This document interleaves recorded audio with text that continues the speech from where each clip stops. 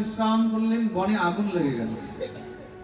বনে যখন আগুন লেগে তো সব জোরে জোরে মহারাজ কাঁদছেন, সবাই ভগবানকে ডাকছেন, হে বিধাতা রক্ষা করো, রক্ষা করো। ভগবান বললেন সবাই মিলে বনদেবতাকে স্মরণ করো। চোখ বন্ধ করে সবাই বনদেবতাকে স্মরণ করলেন। বনদেবতা তো পাশেই বসে রয়েছেন, ভগবানই তো হলেন বনদেবতা। ভগবান কি করলেন? সমস্ত সব দাবাগ্নিকে পান করে নিলেন। দেখেন ভগবান কৃষ্ণ লীলায় সব দেখিয়ে দিয়েছেন। মহাদেব তাণ্ডব করেছিলেন, ভগবানও তাণ্ডব করে দেখিয়ে দিলেন। हम भी किसी से कम नहीं है। মহাদেব বিষ পান করেছিলেন, তো ভগবান অগ্নি পান করলেন। কি পান করলেন? भगवान देखिए दिलेन हम किसी भी मामले में पीछे नहीं है। भगवान दावाग्नि पान করেছে, এটাকে দাবাগ্নি পান লীলা বলা হয়েছে। এই প্রকার কালী অমর্দন লীলা ইত্যাদি শ্রী সুখদেব প্রভু শ্রবণ করালেন। ভগবান এখন বড় হয়েছেন, 6 বছর বয়স। গোপীরা এখন গোবিন্দকে সবসময় কাছে পায় না। কেন?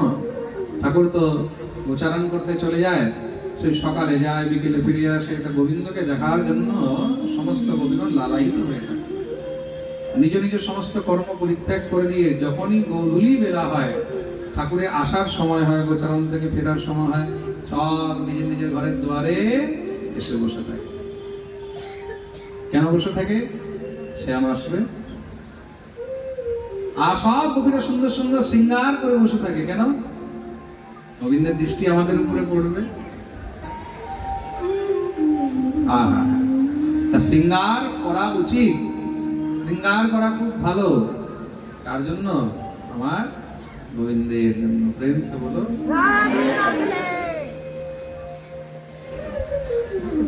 আর ঠাকুর যখন গোচারণ করে ফিরে আসে, তখন ঠাকুরকে দেখতে এত সুন্দর লাগে। শ্রী সুখদেব প্রভু তার বর্ণন করছেন।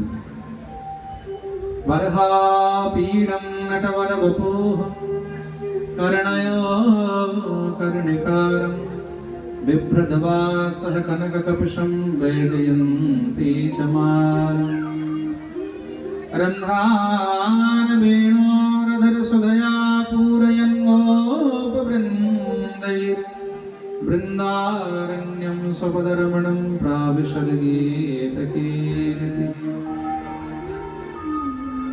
ভগবান যখন আসছেন গোচারণ করে, দেখতে কেমন লাগছে? আগে আগে সব গাভীগুলো, তো পিছনে পিছনে সব গোয়ালা, আর মধ্যে রয়েছে আমাদের মদন গোপাল। গাভীগুলো চরণ থেকে যে ধুলোগুলো উড়ে খুর থেকে, ওগুলো গোবিন্দের পুরো গায়ের মধ্যে লেগে থাকে।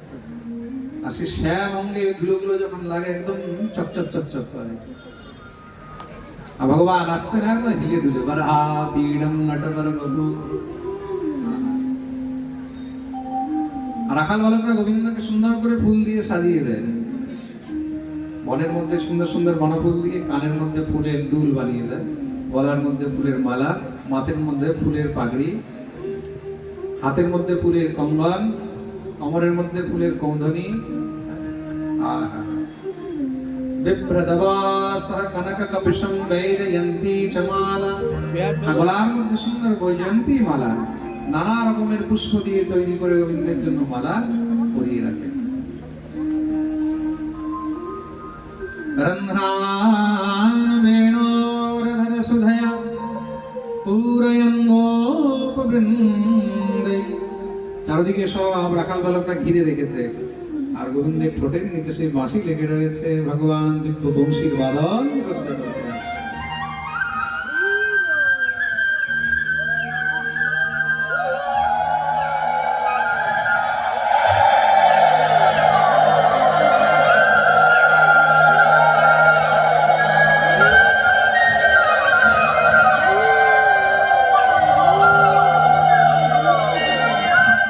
ভগবানের এই দিব্য রূপ দেখে সমস্ত সব গোপীগণ পাগল হয়ে যায়।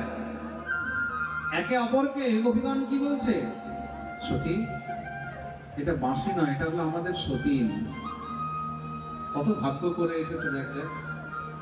আমরা সেই গোবিন্দের কাছেও যেতে পারছি না, আর সবসময় সে গোবিন্দের ঠোঁটে লেগে থাকে। সে নিত্য গোবিন্দের অধরামৃত পান করছে।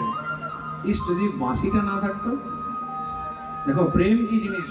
প্রেমের মধ্যে একটি বস্তুকেও কিন্তু সেখানে সতীন মনে হচ্ছে, তার প্রতি ঈর্ষা হয়ে যাচ্ছে। প্রেম সে বলো। এটাই হলো কৃষ্ণ প্রেম।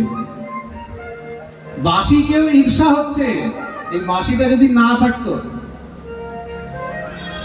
একটা সতী বললো, তাহলে একটা কাজ করতে হবে, বাঁশিটা চুরি করে নিতে হবে।